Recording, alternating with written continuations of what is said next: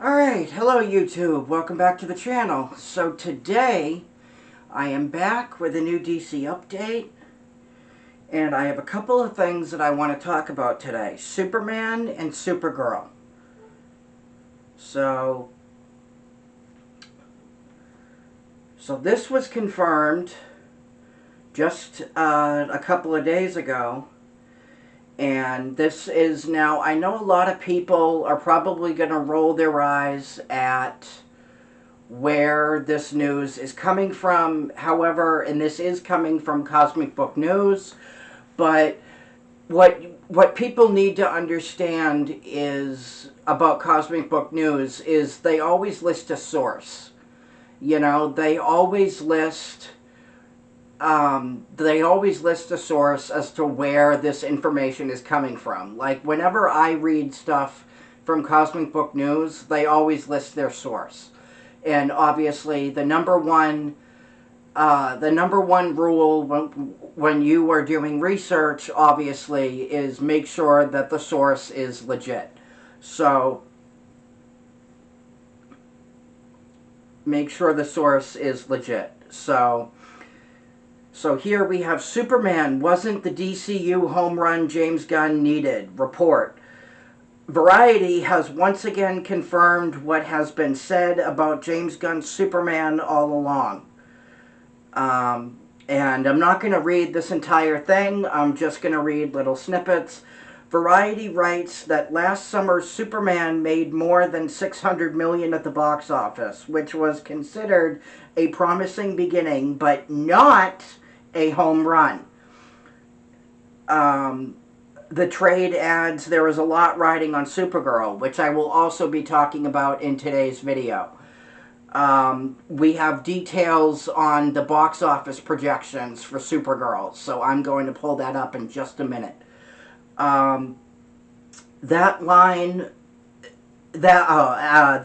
up with what has already been covered here, including the CEO of Netflix confirming Superman underperformed. And yes, if you remember, I did a video. If you remember, I did a video a couple of months ago. If you guys remember, Netflix was originally going to buy Warner Brothers. And Netflix and Ted Sarandos, you know, head of Netflix, literally said under oath in open court, and remember, under oath, you know, you can't lie. Perjury, perjury is a very serious crime.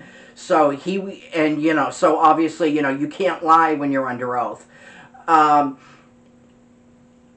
So Ted Sarandos, so Netflix was originally going to buy Warner Brothers, you know, before they finally accepted Paramount's offer. So Netflix, from what I understand, was given access to the real,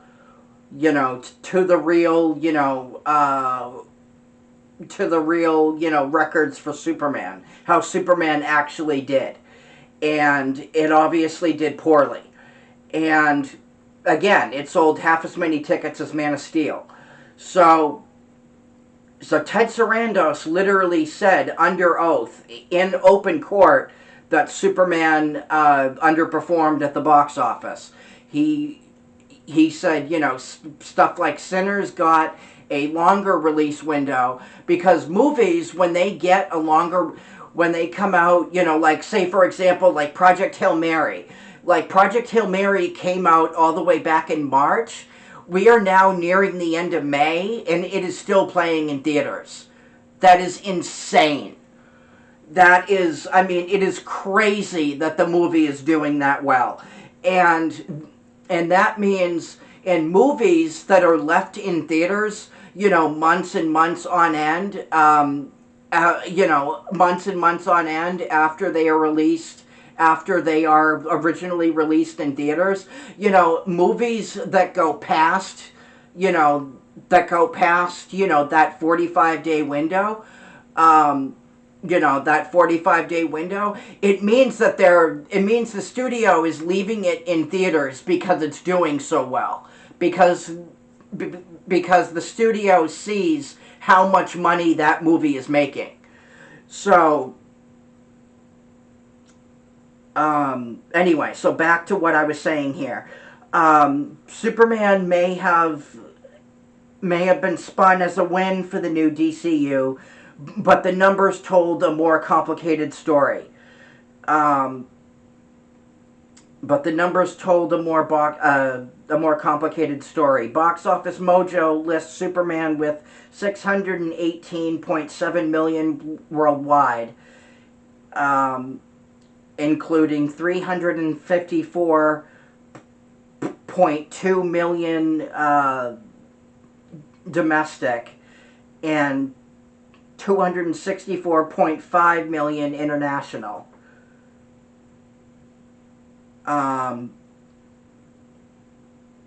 Yeah, and then Man of Steel made 670.1 million worldwide back in 2013. Adjusted for today's dollars, that puts Zack Snyder's Superman movie far ahead of Gunn's reboot at nearly $1 billion. I'm at nearly $1 billion. I mean, that's crazy, guys. That's crazy. So,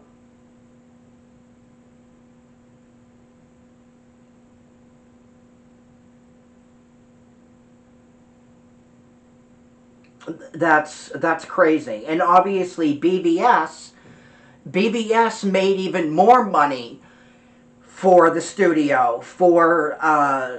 BVS made even more money than Man of Steel did. BVS was the 7th highest grossing movie of 2016. So,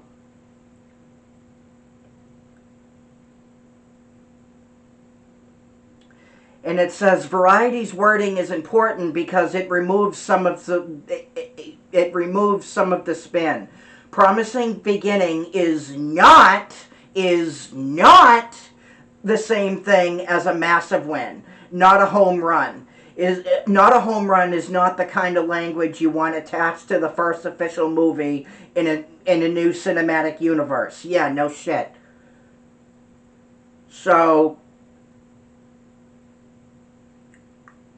so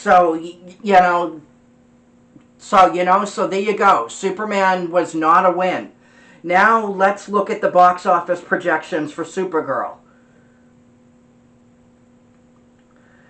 DC Studios' Supergirl is tracking for a domestic opening weekend of between 47 million to 65 million when it debuts in theaters nationwide on June 26th. Now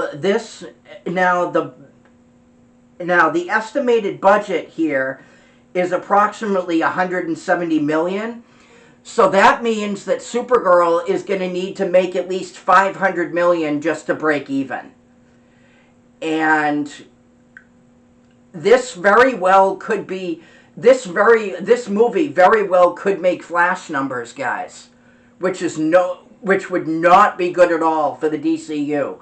In fact, if I'm calling it now, if Supergirl underperforms, which I really, really believe that it will, but if Supergirl underperforms at the box office, that means that Man of Tomorrow could very well get the tax write-off. It could very well, because remember, Warner Brothers is merging with Paramount, and Paramount is definitely going to be keeping a close eye on Supergirl to see how it's going to perform. And if it doesn't perform well, which again, I really, really believe that it won't, I really, really believe it'll underperform. And when it does, I really do think that Superman, Man of Tomorrow will get the tax write-off. So, but anyway, let me know what your thoughts are in the comments below. Let me know what you guys think. And if you like today's video, please take the time to like the video, subscribe, hit that notification bell, and you will be notified when I have new videos go up. And I will see you on the next video. Peace.